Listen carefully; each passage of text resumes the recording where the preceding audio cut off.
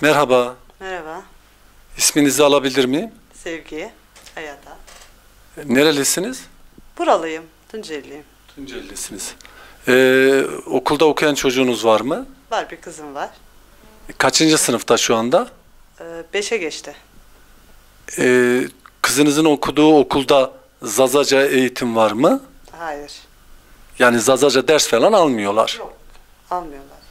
Peki bu yıl çocuklar seçmeli dersleri seçtiler mi? Haberiniz var mı? Yok, o konuda bir bilgimiz yok. Seçmeli derslerden de haberiniz yok. Aynen. Okul size hiçbir bilgi vermedi mi? Yok, hiçbir bilgi verilmedi bize. Peki eve hiçbir form falan göndermediler mi çocukla? Hayır, gelmedi.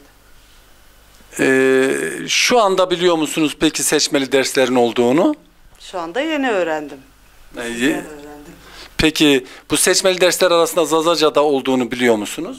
Aynı yine tekrar sizden öğrendim, bilmiyordum. Öyle bir şey bize bilgi verilmediği için bilmiyordum. Şu an biliyorsunuz. Tabii şu an biliyorum. Bu yıl artık seçildi, geçti.